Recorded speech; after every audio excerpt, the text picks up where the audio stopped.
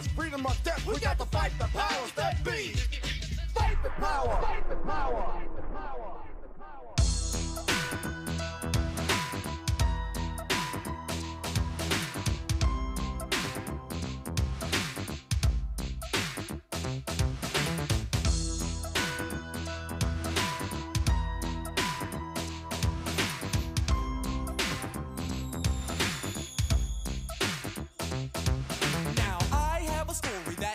To tell about this guy, you all know me as me scared as hell. He comes to me at night after I call into bed. He's burnt up like a weenie and his name is Fred. He wears the same hat and sweater every single day, and even if it's hot outside, he wears it anyway. He's home when I'm awake, but he shows up when I'm asleep. I can't believe that there's a nightmare on my street.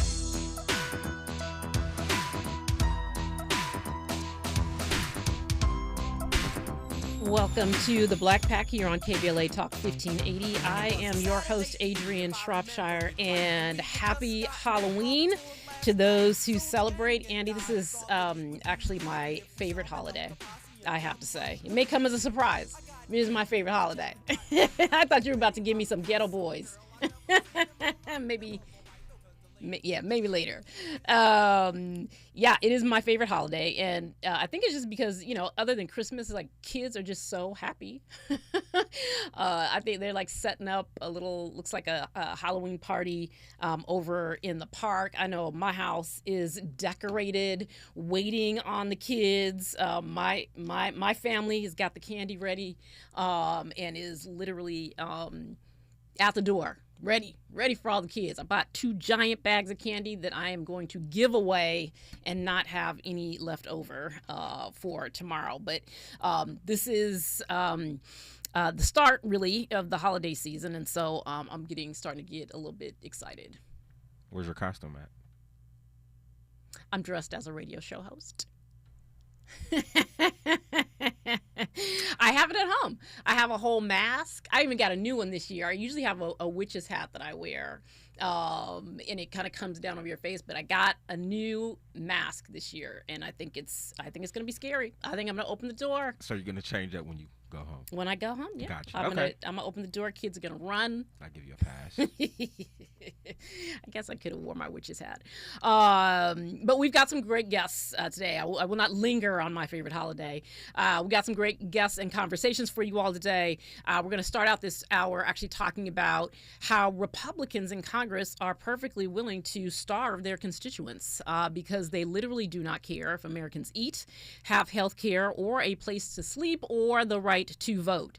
We're going to be joined by Lori Bertram Roberts, the co-founder of I know I'm going to mess this up, but the co-founder of the Mississippi Reproductive Freedom Fund, to talk about what exactly is happening, although there's some updates, but to talk about the kind of looming food crisis with the Trump administration and Republicans in Congress refusing to, negotiate with Democrats to restore funding for health care and nutrition services that Trump demanded and Republicans cut out of their big stupid bill. So, mind you, we are here now because they have already cut $187 billion over the next 10 years from SNAP in their big dumb bill, and another or trillions of dollars more or $1 trillion from Medicaid also over the next 10 years, so that people, are not able to get health care.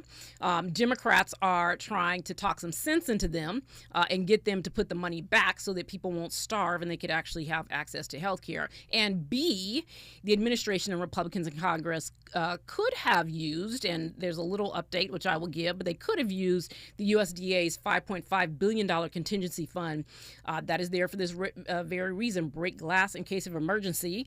But they said, nah, let them inner city people starve, which is basically what Alabama Senator Tommy Tuberville said the other day, because what are you even talking about? I think that there's a lot of people in Alabama, in rural Alabama, who rely on these services who he should be concerned about because they are his constituents. Anyhow, Democratic attorneys general sued the administration to force them to use the contingency fund. And today, a federal judge in Rhode Island said that, nope, it is actually illegal for the administration to withhold that money and order the administration to use the contingency fund and get the money to the families, senior citizens, and disabled people who rely on those payments. We'll see if the Trump administration appeals. I suspect that this is not over, but we'll get into that with Lori when she joins. Meanwhile, during the government shutdown, where nearly 1 million federal employees have been furloughed, where tens of millions of dollars for other government, or tens of billions of dollars for other government programs have been cut, paused, or canceled, and where federal workers across government agencies have permanently lost their jobs because the government is using the shutdown to fire people. In the midst of all of that, Trump is redecorating bathrooms in the White House. He is tearing down the East Wing to build his $350 million, 90,000 square foot palace. He is demanding the Department of Justice give him $230 million for his legal woes. And all of that after shaking down Google and YouTube for $24.5 million, $16 million from both Paramount and ABC, $221 million from Columbia University, $25 million from Meta, $10 million from Twitter. Now, months ago, I said when he came into office, shortly after he came into office, I said it's a heist, right? We are going into the greatest era of corruption and grift probably in the history of this nation. And it is playing out. So he is saying, let them eat cake. And the Republicans in Congress have basically said, do we even have to do that? So joining me later in this hour, we're going to be joined by Executive Director of the Mississippi, I'm lost in my guess, but we're going to be joined by Ifeoma Ike, who is the founder of the policy and social impact firm Pink Cornrows, and we're going to talk about the fleecing of America. Meanwhile, the Republicans' attempt to steal the 2026 presidential election pushes forward as North Carolina said it will gerrymander its congressional maps to ensure fewer Democratic seats in the state. But here in California, the last day to vote on Prop 50 is this Tuesday, November 4th. And to talk about that effort is Rick Callender, president of the NAACP, California and Hawaii State Conference. He will join to talk about the NAACP's conference, NAACP's efforts in the state. And then we'll also be joined by Rebecca Carruthers, president and CEO of the Fair Election Center, once again, to talk about protecting elections, not just here in California, but across the country this coming Tuesday. So we have obviously got a lot to talk about this evening. Stay with us. You are listening to the Black Pack here on KBLA Talk 1580. You're part of the Black Pack with Adrianne Shropshire on KBLA Talk 1580.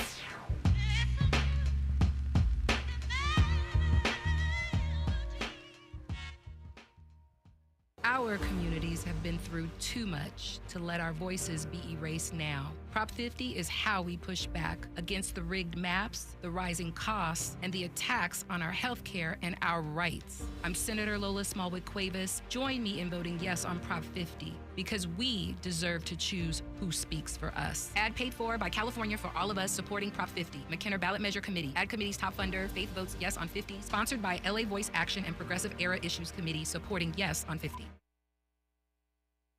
You know that Big Bargain detergent jug is 80% water, right? It doesn't clean as well. 80% water? I thought I was getting a better deal because it's so big. If you want a better clean, Tide Pods are only 12% water. The rest is pure, concentrated cleaning ingredients. Oh, let me make an announcement. Attention shoppers, if you want a real deal, try Tide Pods. Stop paying for watered-down detergents. Pay for clean. If it's gotta be clean, it's gotta be Tide Pods. Water content based on the leading bargain liquid detergent. Preparation, purpose, and passion fuel greatness. Join Brandon Copeland as he shares his journey from a professional football player to real estate investor, professor, and mentor committed in protecting one's wealth on and off the field. See how he turned his experiences and lessons learned into legacy. Discover life-changing plays, moves that build the future, and the importance of financial literacy to protect what matters. Catch the two-part series at CassiusLife.com/double impact. Brought to you by Nationwide.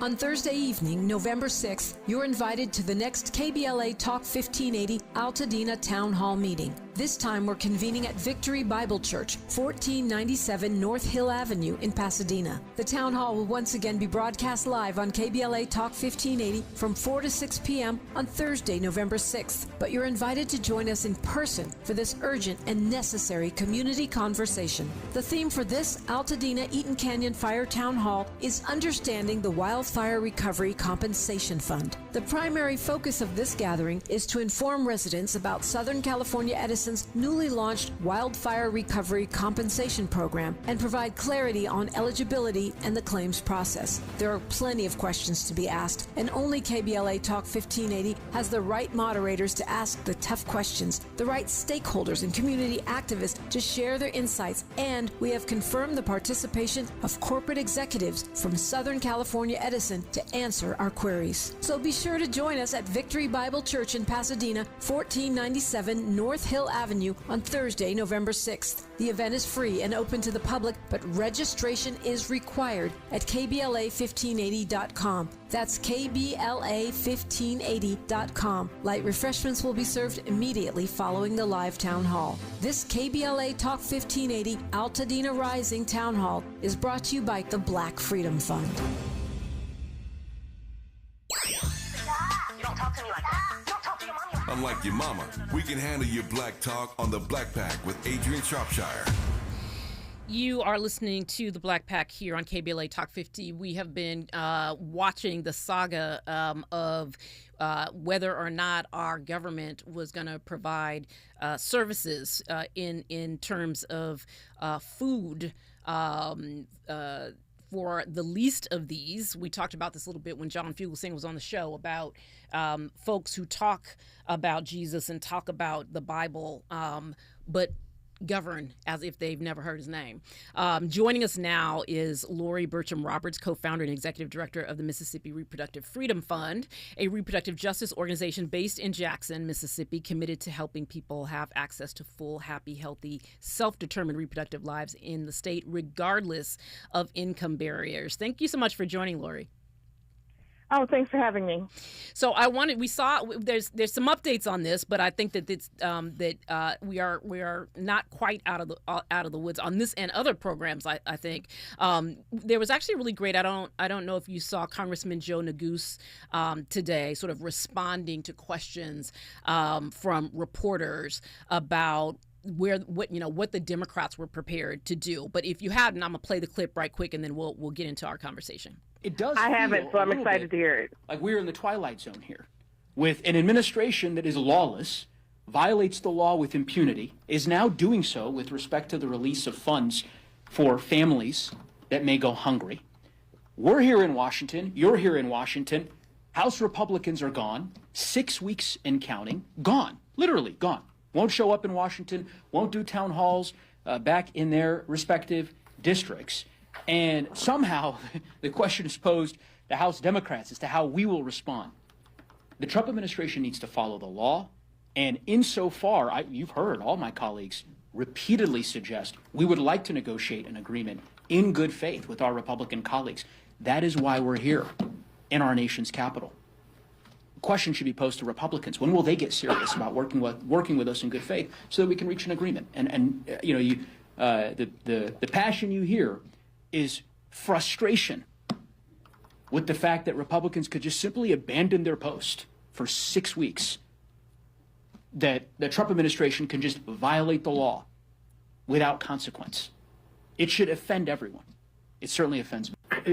If we come to November 1st and So that was his clip, and essentially he's saying, this could be over. One, that Republicans have essentially abandoned their post, and that the sort of like trying to flip the question around, right, to Democrats is not the actual. Is not the actual way to approach the conversation about what is happening right now.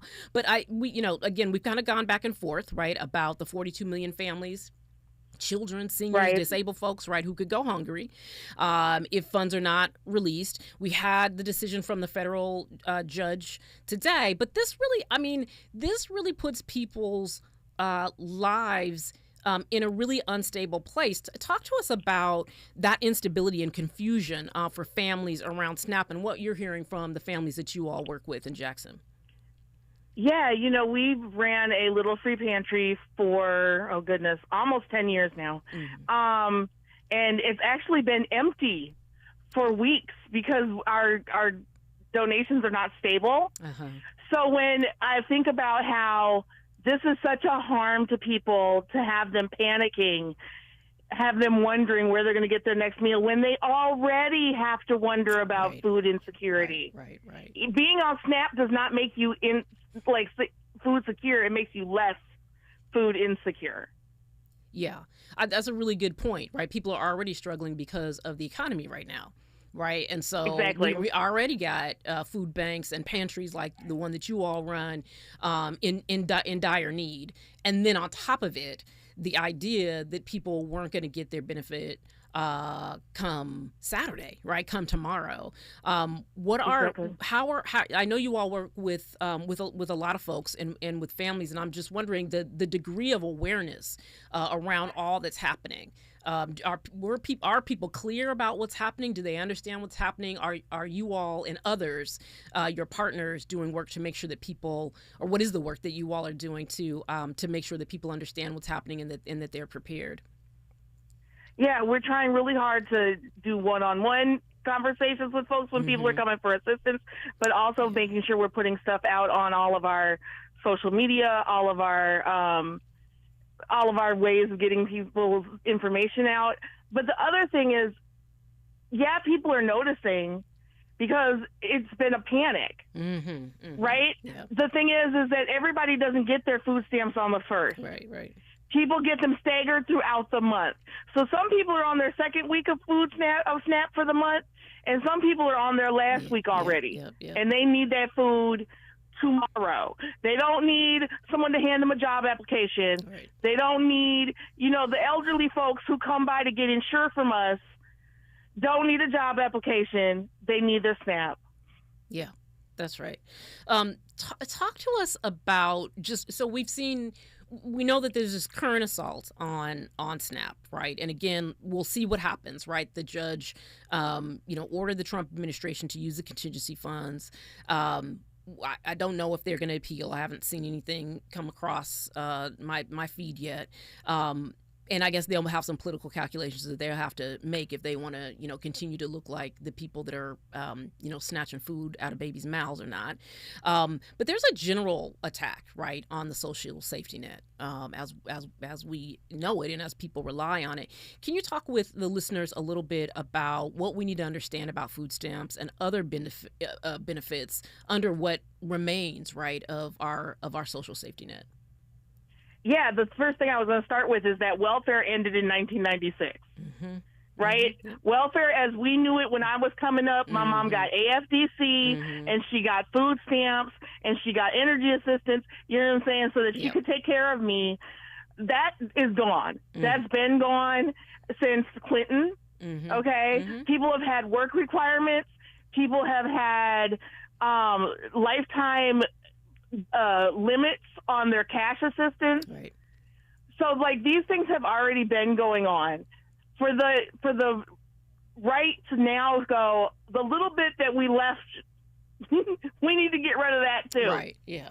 Right? And that's what we're hearing from our governor. Our governor is delighted that he's going to be able to ban sugary substances from people getting SNAP.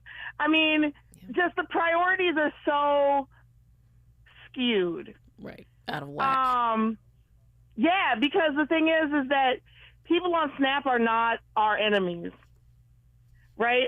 In all the years I collected SNAP, I was not collecting nearly as much as billionaires who are not paying their fair share. Right. So, when they Uno reverse, I Uno reverse right back at them. That where is your ire for the people who you guys keep helping abscond with the Americans' money? Yeah. Well, I'm also wondering, because this is in the last couple of weeks, right? Or since, it's been more than a couple of weeks, but really the sort of intensity around the last couple of weeks has been this sort of, I think you said, like, panic, from folks who are wondering where they're going to get their next meal from. But also, I think among organizations, right? Whether they're social justice organizations or service organizations, reproductive justice organizations like you all, who have been, this may not, providing or making sure that mutual aid is available may not be the thing that they do, right, as a sort of core mission of their organization, but everyone sort of recognizes the moment that we're in and is trying to figure out how their organization, whether it's their mission or not, churches and others, right, whether it's their mission or not, can be of service in this moment. How is that playing out in Jackson and in other places in Mississippi? Yeah, I've been so excited to see all of the organizations stepping up, youth organizations doing food drives and donation drives, and people also making the connection between food insecurity and period poverty, right? Mm-hmm. So people making sure to leave in, oh yeah, we might want to send over some diapers too. Right. And, that there are all these things that are interconnected. If you don't have enough money every month for food, you probably don't have enough money every month for toilet paper. Right. Yeah, and menstrual products, which is the piece that you were raising, and I think that when we're thinking about what need is going to exist in our community, that we have to think about the whole of it. But people are mobilizing. You're saying people are. Oh yes, definitely, and across communities, right? You've got people who I've never seen partner before, partnering up to do work, which I don't want it to be at this, because of what's going on, but it is always nice to see people collaborate. Yeah. And you all are in I think, we're listening to Jonah Goose, who is a Congress member from Colorado, right, and a part of the Democratic House leadership. It is, we always try to, when we're dealing with whether they're policy issues or legislative issues, and we're, trying to educate our listeners on what's happening, we always try and give folks, something to do, right? And in this case, I think you're giving some very pointed examples, right? Doing food drives, making donations, right? Like making a bag of groceries. And if you know your neighbors, right, you know who needs help, right? And just offering that assistance.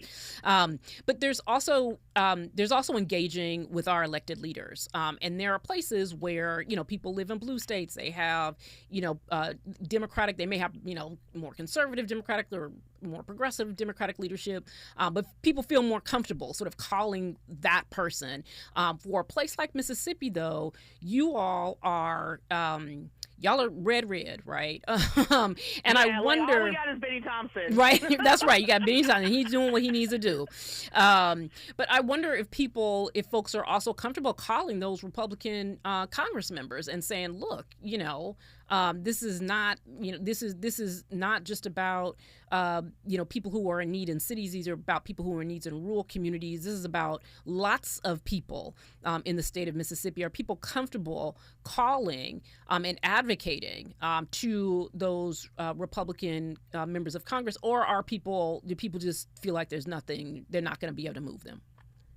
Well, I think that what's been interesting is how many people neglect to realize how many rural white people receive SNAP and other welfare benefits, okay? And so the people who have been really, really angry and ready to call the Capitol haven't been the folks in Jackson. We know they don't care about us. It's been the same folks who voted for these people to be in office. Right, yeah. Right? Yep. Because it's one thing to say you don't think people deserve this, that, and the third. It's another when you're sitting at your house and in a week you're not going to have enough groceries and your kids need WIC. Right. Yes, I referred earlier about to Tommy Tuberville, who is the U.S. Senator from Alabama, saying that this is all this will come to an end soon because the inner city people need their benefits, and they're represented by Democrats, and so they're going to be calling their Democratic Congress members, when the reality is the majority of folks who are receiving these benefits, SNAP and otherwise, are actually the constituents of Republican members of Congress. And so I was, that was part of my question. Are they calling them people? Because that is like, those actually are people who they voted to represent them. And so do we see, I don't expect people to be having No Kings marches in rural Mississippi, but, and they may be, right? But are people in those communities, are people in those communities also engaging and saying, look, you got to do something? Yeah, I've actually heard more from, going back to when we lost Roe, our who we serve has changed, right? White folks that didn't used to struggle are struggling even more. And so, I think that for those who are actually engaged, politically engaged, and I'm not even talking about deeply politically engaged. I'm talking about surface level. I know what I saw on the news. Right. They're calling their people. If they're not calling, they're emailing. That's if they're not, the biggest thing that we struggle with here is just people being exhausted and done with the whole process on both sides. Yeah. Well, that's the thing that we try and guard against, right? We know like this is going to be a long fight, and we need to keep people in the fight, and that's why it's important to give people different things that they can do. Make a grocery bag, and help somebody, and also make a phone call to an elected leader. I feel like those are things are important, and I'm happy to hear both what you're saying about the sort of mobilization that's happening in Mississippi, and also hearing that from other folks, that people are engaged, they understand what needs to be done, and it'll be our responsibility across the country to make sure that folks are organized. So Lori Bertram Roberts, co-founder and executive director of the Mississippi Reproductive Freedom Fund, I want to thank you for coming on and talking about this. We'll see how this plays out, and maybe you could come back and give us an update on what's happening in Jackson and around the state of Mississippi. I'd be interested to know as this played out. Thank you so much for joining. When we come forward, we're going to talk about the big fleecing of America with Ifeoma Ike. Stay with us. This is KBLA Talk 1580. More of the Black Pack with Adrianne Shropshire on KBLA Talk 1580 when we come forward.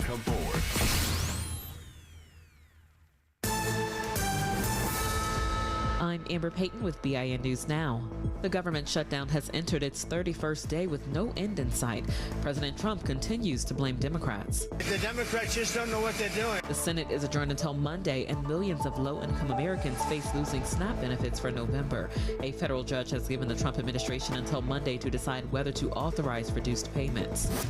Federal prosecutors in Los Angeles are investigating claims that the Black Lives Matter Global Network Foundation defrauded donors.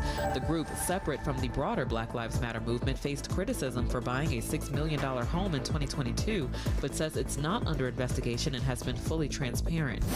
And Alaska's first black female judge, Pamela Scott Washington, is retiring this week.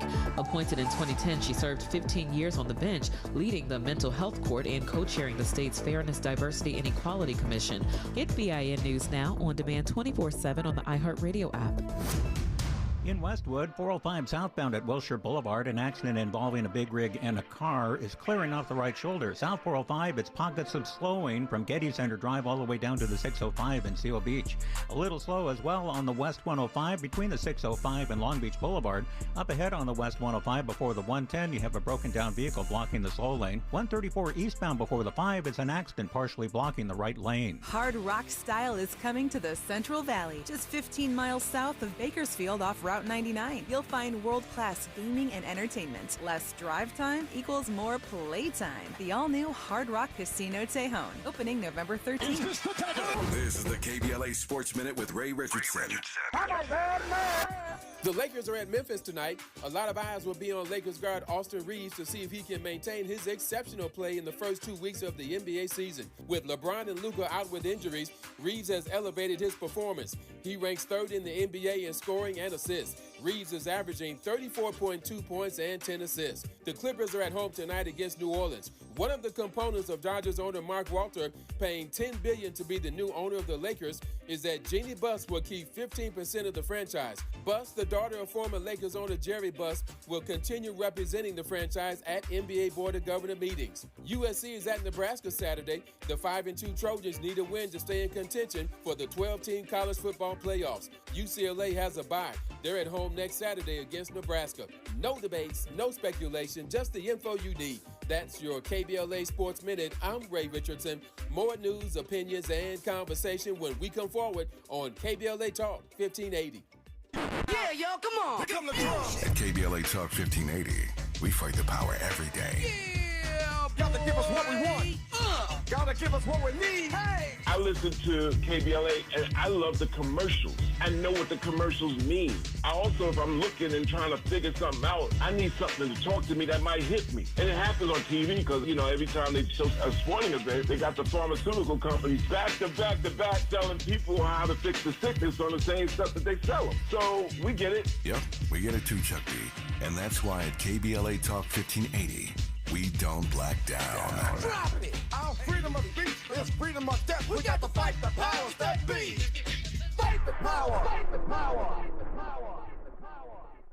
First, they tried to erase our history. Pentagon removed training material about the Tuskegee Airmen. Arlington National Cemetery removing histories that highlighted black veterans from its website. Then they tried to erase our jobs. Black Americans will disproportionately bear the brunt. Now they think they can erase our votes. Steal 5 congressional seats, decimating black and brown representation. Enough is enough. I matter, my rights matter, and our future matters. That's why I'm voting yes on Prop 50. Prop 50 lets us temporarily redraw California congressional maps to counter the election rigging Trump is trying to pull off in Texas and other states. Californians across the state are stepping up and using the power of their vote to stop the madness. So vote yes on Prop 50 by November 4th, because we can't let them erase our history or our future. This ad is paid for by the NAACP and not authorized by any candidate or candidates committee. California, this is your moment. The special election is November 4th, and your vote helps decide your future, your community, and your state. Drop your ballot at a secure drop box. Visit an early vote center or mail it. Your participation powers democracy. Every ballot makes a difference. Tell a friend to do the same. Sign up at where'smyballot.sos.ca.gov to track your ballot. Make your voice count.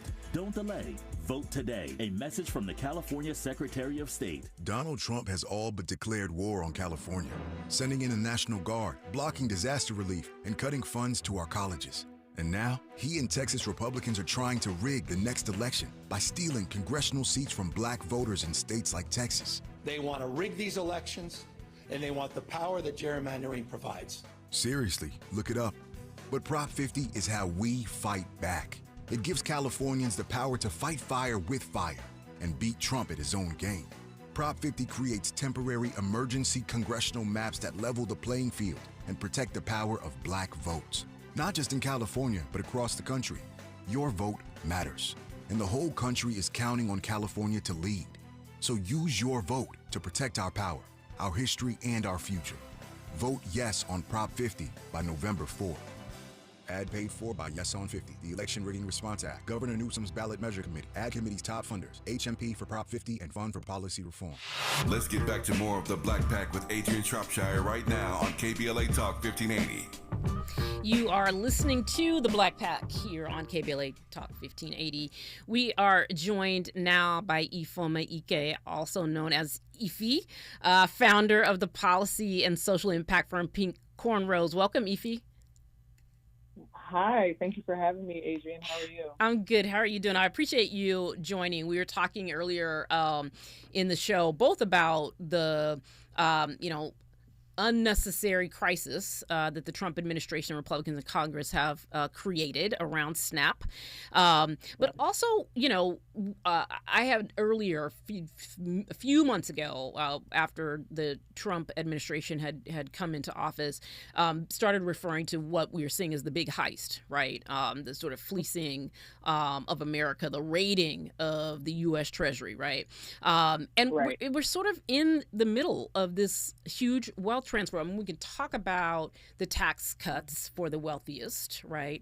But it is a huge transfer of wealth, at the same time, and a part of the reason why the transfer could happen, right, is because we're seeing resources and programs cut, right, that millions and millions of Americans rely on, not the least of which is around what this, we're talking about SNAP this week.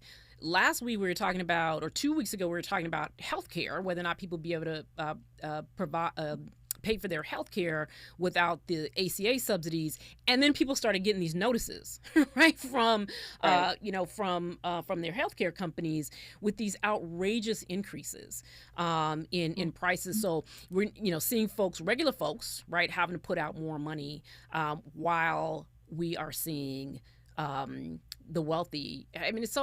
It's cliche to say the rich getting richer, but it is like the uber rich getting more uber rich or something like that. Yeah, I like the great heist. I tend to not even call things breaking news anymore. I just call it crash news, because this is what happens when you don't work, right? Mm. Then you're busy. So they are busy orchestrating chaos, overwhelming the news cycle. And ultimately what that does is it has us kind of focused on this narrative about is Trump coherent? Is he not coherent? Mm-hmm. Is he competent? All of those things, as an attorney, I'm sure, let's talk about the 25th Amendment. Let's do all these things. But what is happening underneath the confusion, right? Mm-hmm. What is the noise? There's an argument to be made that the fourth lever of government is the media. Mm-hmm. And I think that what is happening in the midst of this heist is that we don't even know how deep the wealth seizure has really been. Right. And not even just about today, but future wealth. For example, we know that since literally January 20th, Trump has pushed forward an unprecedented amount of executive orders, most of which are reversing any type of equity strategy that was put forward, especially by the Biden administration. What does that mean to the everyday person, right? That means that while it is not new, and I think we have to be honest about that prior to the November 2024 election, a lot of people were still living in deep inequity. Yep. And so when we have this conversation around democracy and what needs to be preserved, I always, lead from a space of realism that there are a lot of things that weren't working for the everyday person to begin with. But that does not mean that there were not fights and provisions that were fought for. That does not mean that there weren't things that needed to be protected. Right. And oftentimes, the media does not cover all the different types of equitable strategies that were put forward, like the Digital Equity Act, which in itself had $2.75 billion earmarked to make sure that we can bridge the broadband divide. Right. That's important. We have too many rural and urban communities that already did not have access to really interacting, even in the way that we're talking right now. Mm-hmm. And so when we're thinking about wealth seizure, there are the big ticket items like healthcare. There is obviously the big ugly bill that is intentionally was another way of hiding money and basically using the executive pen for rich people in the 1% to continue to consolidate wealth. But it also was the eradicating of some of the provisions that many Americans may not be able to see because, A, the media didn't cover it and we didn't talk about it enough. And now those not even just the policies, but the people, if we want to talk about government, the people who know how to govern are no longer there. Right. They're actually there to keep certain parts of infrastructure afloat. So hopefully moving forward, we continue to talk about not that SNAP and the courts and all of these things are not important, because they are. Mm-hmm. We should recognize that the cruelty is the point, right? Yes. That cruelty is intended to keep everyday people who are literally trying to keep things together away from looking at the ways that the mismanagement of the Treasury, mismanagement to an extent of the courts, and the mismanagement of the actual office of government that we pay tax dollars towards, that none of our interests are being pushed forward. And then the real question then becomes, so do we really think that the remedy is going to be waiting till midterms, which is a separate conversation. I don't know if that's what we'll discuss tonight, but I also believe that for someone who's very skilled at breaking things more than fixing them, a lot more be broken, and they're going to be costly, and we're the ones that are going to have to pay for it. I think that's right. I mean, clearly the intention here is to break it all. When we think about it, you raise a good point, and I think that our listeners know this. We talk about media all the time, the sort of media environment in which we're operating in, and oftentimes things get reported as individual things, right? And so I was talking earlier in the show about, you have on the one hand, last week Trump demanding $230 million from the Department of Justice, right? Because he was under investigation for breaking laws. Right. To be his law firm. Right, exactly. So now the people who were representing him now run the Department of Justice, and he's like, give me money. So you have that on the one hand. There were, he posted today on whatever social media platform he posts on, pictures of the Lincoln bathroom, right, that he has renovated and created this marble bathroom, that looks a lot like the marble bathroom in Mar-a-Lago that was holding the classified files that he was not supposed to have, but that's another story. Right. He has shaken down media companies and is trying to shake down, universities. He's building this $350 million palace to himself. He wants to build this arch to himself, right?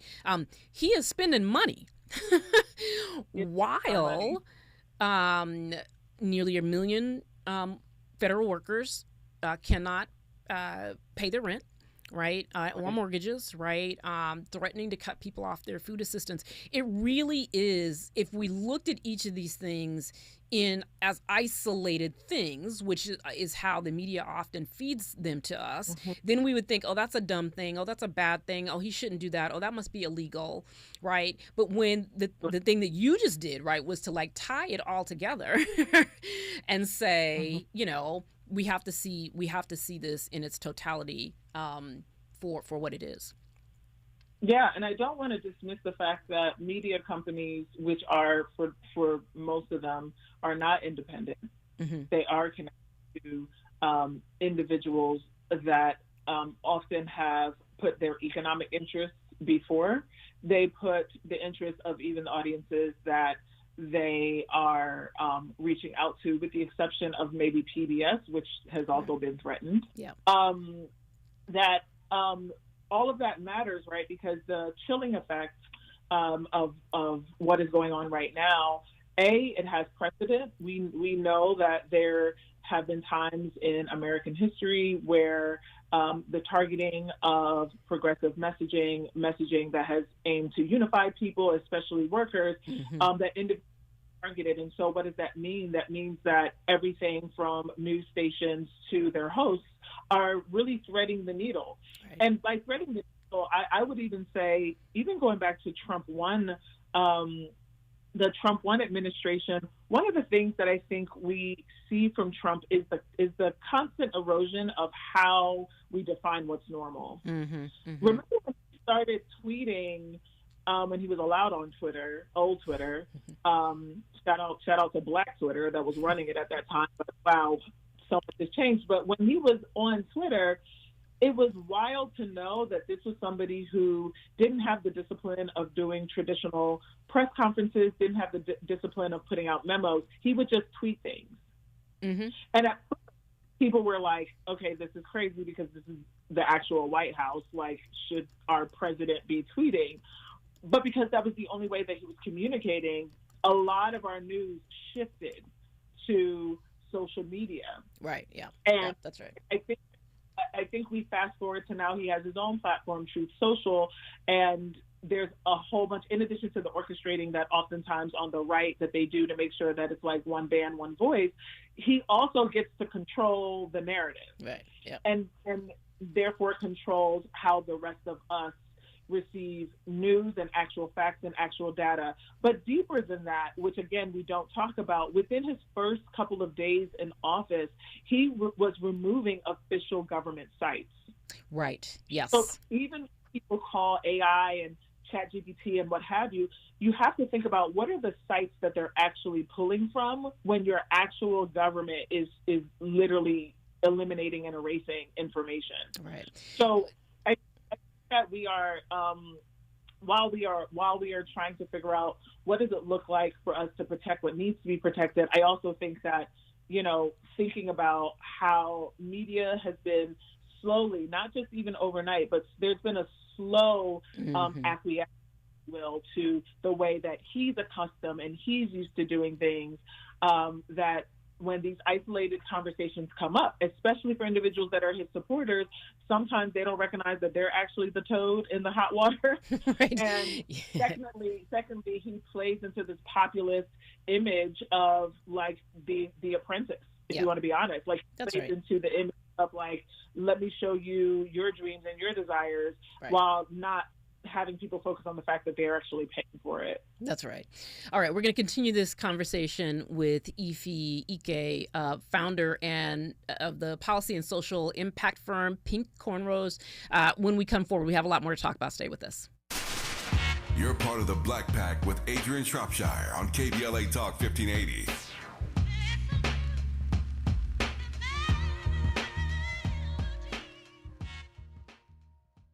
First, they tried to erase our history. Pentagon removed training material about the Tuskegee Airmen. Arlington National Cemetery removing histories that highlighted black veterans from its website. Then they tried to erase our jobs. Black Americans will disproportionately bear the brunt. Now they think they can erase our votes. Steal 5 congressional seats, decimating black and brown representation. Enough is enough.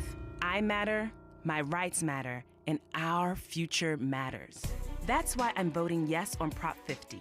Prop 50 lets us temporarily redraw California congressional maps to counter the election rigging Trump is trying to pull off in Texas and other states. Californians across the state are stepping up and using the power of their vote to stop the madness. So vote yes on Prop 50 by November 4th, because we can't let them erase our history or our future.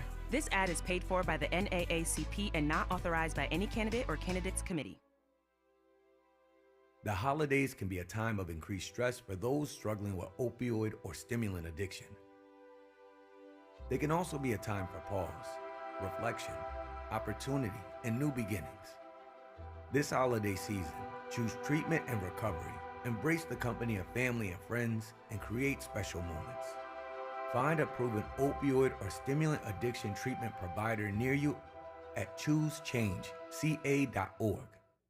Our communities have been through too much to let our voices be erased now. Prop 50 is how we push back against the rigged maps, the rising costs, and the attacks on our health care and our rights. I'm Senator Lola Smallwood-Cuevas. Join me in voting yes on Prop 50, because we deserve to choose who speaks for us. Ad paid for by California for All of Us, supporting Prop 50. McKenna Ballot Measure Committee. Ad Committee's top funder, Faith votes yes on 50. Sponsored by LA Voice Action and Progressive Era Issues Committee, supporting yes on 50. California, this is your moment. The special election is November 4th, and your vote helps decide your future, your community, and your state. Drop your ballot at a secure drop box. Visit an early vote center or mail it. Your participation powers democracy. Every ballot makes a difference. Tell a friend to do the same. Sign up at where'smyballot.sos.ca.gov to track your ballot. Make your voice count.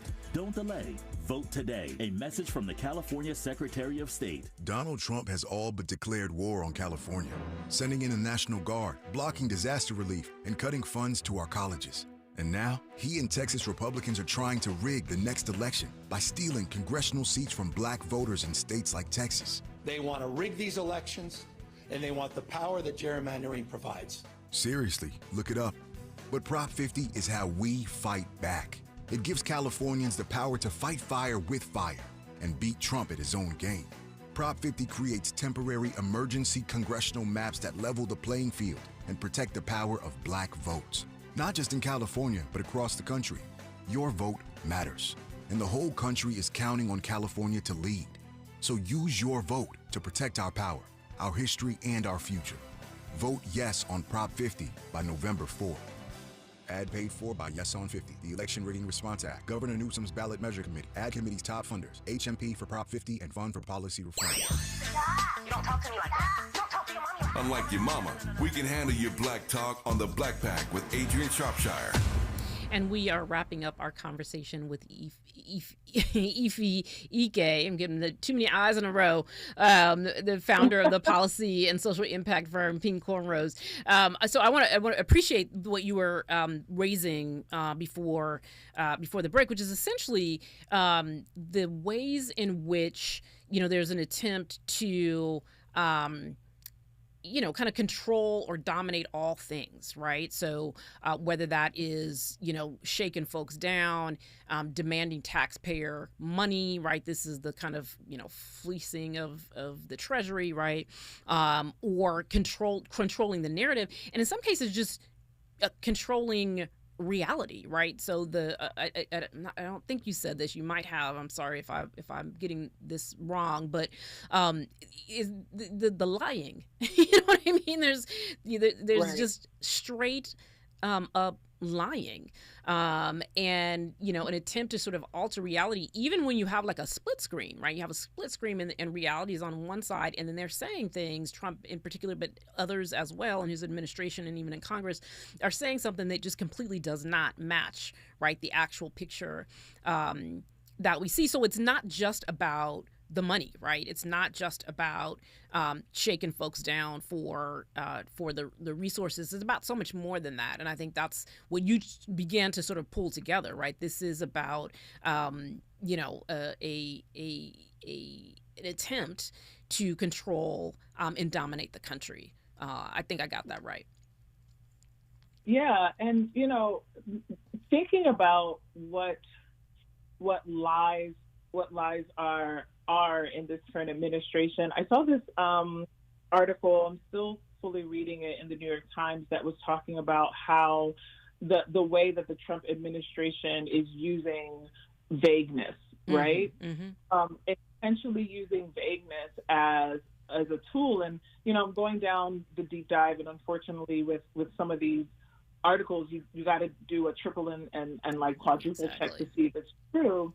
But apparently there is this concept of kind of like the vagueness doctrine, and it has been attributed to be like an authoritarian tactic, a tactic to basically not be fully a lie, but also not committing to a truth. Mm-hmm, mm-hmm. And here's what we do know about Trump.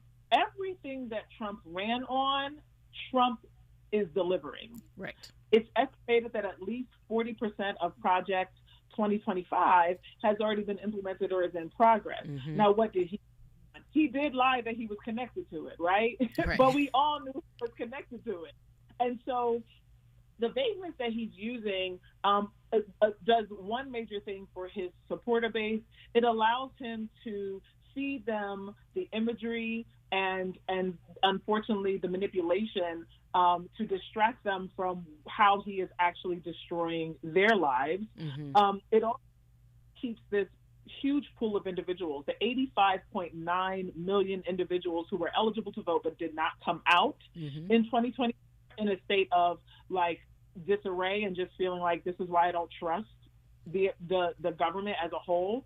And this distrust of the government is literally a part of what the vagueness does. He is breaking everything, not only to enrich himself, which he is doing, not only to consolidate power, which he is doing, but he wants there to be an intentional distrust of the things that we just called government so that he can therefore justify the need for a king.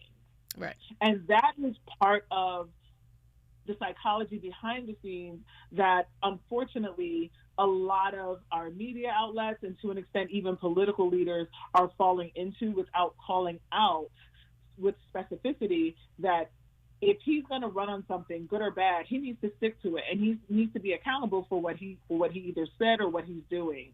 And right now he has the protection of his party, who are literally just moving along with him. And also because of some of their deep-seated desires for a Christian nationalist society, they are literally giving him the reins to run us dry, and not just on money, but on environmental protections, on a whole range of civil and human rights protections. They would rather see the entire thing drain for an imaginary religion that they think we all need to be under. Well, we talked about a couple weeks ago with John Fugelsang, who's the author of a new book, The Separation of Church and Hate, about this idea that people who call themselves Christians but legislate as if they never heard the name Jesus. And I think that that's a part of it. I also think that, I mean, in a way, the sort of elevation of the king is here, right? Like, we do not have a functioning government. There is no Congress. Mike Johnson has effectively decommissioned the U.S. House of Representatives. There is no check, right? There is no functioning Congress. And so we sort of see this, like, in the thing that you said about, what is normal? It is not normal for the United States Congress to be non-functioning, for members that people elected to be in their home districts doing, I don't know what they're doing, but they are not at their job, right? They are not at their post. And so with the sort of the normalization of the only person who should be able to make any decisions is the executive, right? Is the president, and that's not a democracy. It's certainly not what the Constitution calls for. Absolutely. And the final thing I'll just say is that we are witnessing, and it's not being talked enough about, a congresswoman-elect who literally got voted in to replace her seat that Mike Johnson refuses to swear in. Yeah. If that's not a seizure of your government, I don't know what it is. That's right. I don't know. Yeah. Right? Yep. So regardless of how you fall on any issues, the desire to have a fully functioning government is supposed to be nonpartisan. Now, we know that it's not true, so we as the people need to figure out, are we just going to celebrate Halloween for a day, or are we living in it, right? Like, we gotta figure out what it is that we're demanding regardless of party. Yep. And that is also on the responsibility, in my opinion, of the other side to figure out what the messaging and the unifying strategy is moving forward. I think that's exactly right. I want to appreciate you for raising that point in particular, but also for coming on and talking to us about, this stuff is complicated. And so it's always helpful to have someone who is wise and brilliant and smart and all the things to come on and help us do that. So Ifeoma Ike, I want to thank you so much for joining us, and we'd love to have you back on to break down some of this stuff, because it's not necessarily getting any better, and we got to get through it together. Of course. Thank you. Have a good night. Thank you. Well, when we come forward, we're going to talk about Prop 50 and the elections and much more. Stay with us. This is KBLA Talk 1580. KBLA 1580 Santa Monica. I'm Amber Payton with BIN News Now. Broward County, Florida is collecting donations for hurricane victims in majority black Jamaica and other Caribbean nations hit by Melissa. Far worse than even what you've seen in the images. So the recovery is going to be long, it's going to be hard. We've just started. Jamaica's Consul General Oliver Mayer says the supplies are a lifeline for those in need. The Mississippi Legislative Black Caucus is urging Governor Tate Reeves to act to prevent SNAP benefits from being cut off. In a letter, lawmakers asked him to declare a state of emergency or call a special session, but Reeves has refused. About 385,000 Mississippians rely on SNAP benefits. And the U.S. Postal Service is honoring the legend Muhammad Ali with 2 new commemorative stamps coming next year. The 3-time world heavyweight champion